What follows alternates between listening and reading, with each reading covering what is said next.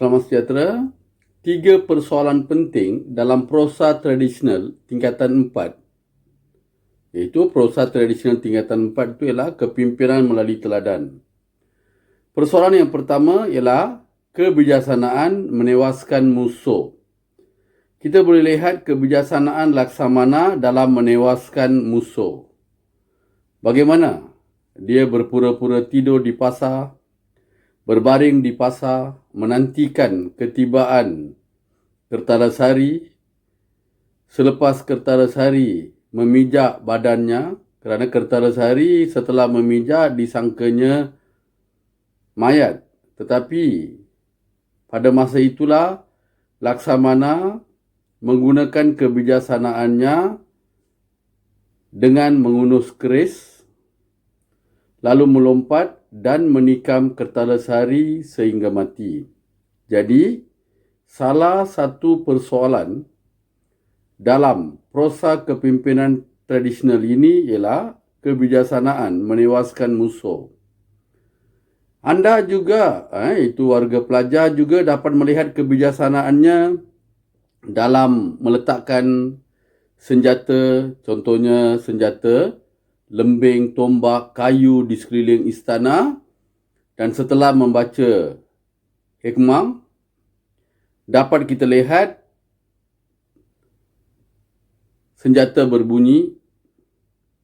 Setelah membaca hikmat itu, senjata rada merada, palu memalu, tetak menetak, dan bunyi itu telah menghalang Kertalasari daripada memasuki istana. Jadi salah satu persoalan ialah kebijaksanaan. Calon perlu faham bahawa tema dan persoalan tidak boleh sama. Temanya kepahlawanan. Jadi aspek kepahlawanan itu janganlah dibawa dalam persoalan. Tema dan persoalan dua aspek yang berbeza. Persoalan yang kedua yang boleh diambil oleh pelajar ialah sikap bertanggungjawab dalam menjalankan tugas. Kita lihat sikap Temenggung. Setelah mendapat arahan titah daripada Sultan Melaka, maka Temenggung sendiri turun padang dan mengawal supaya tidak ada kecurian. Kerana sebelum ini kita lihat banyak saudagar yang telah mengalami kecurian. Isteri mereka telah dicabul kehormatan oleh Kertalasari. Jadi apabila aduan telah disampaikan kepada baginda dan baginda murka, lalu baginda menitahkan Temenggung untuk berkawal, Temenggung dan pegawai-pegawai bawahannya turun untuk melakukan rondaan. Jadi dalam aspek ini kita dapat melihat sikap bertanggungjawab dalam melaksanakan tugasan yang diamanahkan. Jadi persoalan pertama ialah kebijaksanaan menewaskan musuh, dan persoalan yang kedua ialah sikap bertanggungjawab dalam menunaikan, melaksanakan tanggungjawab yang telah diamanahkan.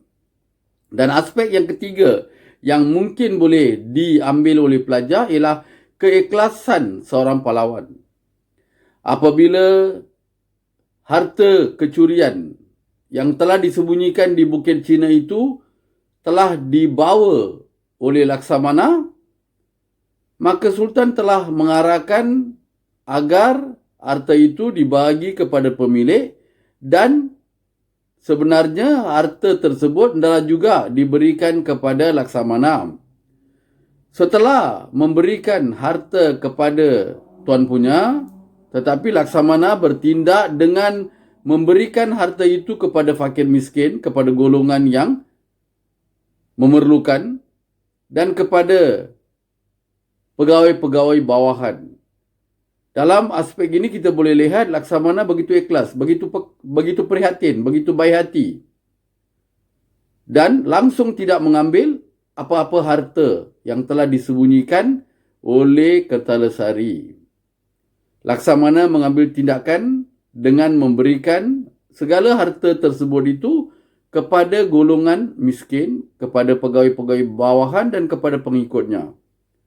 Beliau langsung tidak mengambil harta.